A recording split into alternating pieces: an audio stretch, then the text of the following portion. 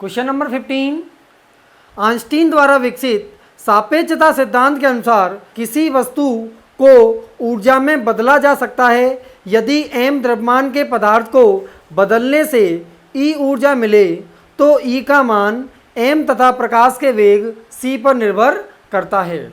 विमीय विधि का उपयोग कर E के लिए m c तथा विमा रहित स्थिरांक में व्यंजक प्राप्त करें।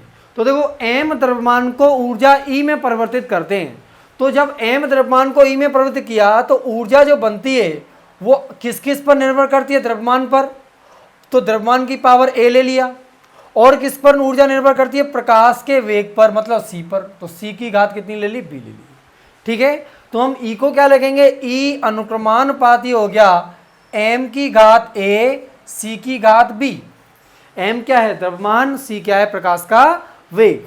अब अगर ये सूत्र सही है, अगर अनुक्रमानुपाती हटाने के एक नियतांक लेंगे तो E हो गया E equal to k m की घात a c की घात b।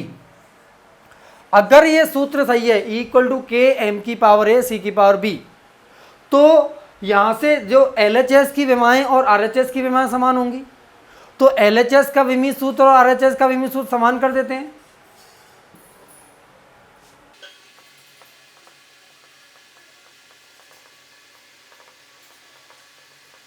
ठीक है, तो देखो LHS का विमीय सूत्र और RHS का विमीय सूत्र, तो यहाँ E का विमीय सूत्र और इधर कितना दिया है? k टाइम्स कितना? m की घात a c की घात b का विमीय सूत्र।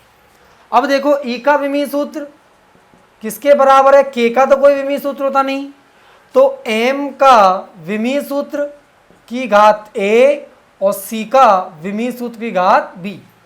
E क्या है? ऊर्जा, और ऊर्जा का विमीय सूत्र होता है कितना? m l स्क्वायर t की घात -2।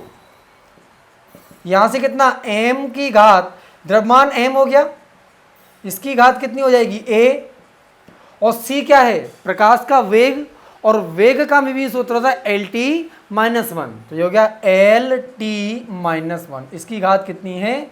b है। ठीक है, तो यहां से देखो m की घात 1 l की घात 2 t की घात -2, और यहां से दिया है कितना? m की घात a l की घात b t की घात -b। अब इन दोनों समीकरणों से तुलना करेंगे तो यहाँ m की घात 1, यहाँ m की घात a, तो a का मान कितना हो गया? 1, यहाँ l की घात 2, ये l की घात b, तो b कितना हो गया? 2, और t की घात -2, और ये t की घात -b, तो -b कितना हो गया? -2, यहाँ से भी b कितना निकल के आ रहा है? 2, तो b का मान 2 हो गया, और a का मान कितना हो गया? 1, और हमारा सूत्र क्या था? E equal to k m की घात a c की घात b। तो सूत्र हम लिख लेते हैं E equal to m k times m की घात a और c की घात b। तो E हो गया k टाइम्स m की घात a कितना है? 1, तो ये m की घात 1 हो गया, और c की घात b कितना है? 2, तो E हो गया k times m c square. तो ये ऊर्जा जो m द्रव्यमान की जो ऊर्जा बनी उसके लिए सूत्र क्या होगा? E equal to k times m c square. प्रयोगों से k का मान कितना? 1 निकल के आता है, तो E equal to m c square हो जाता है।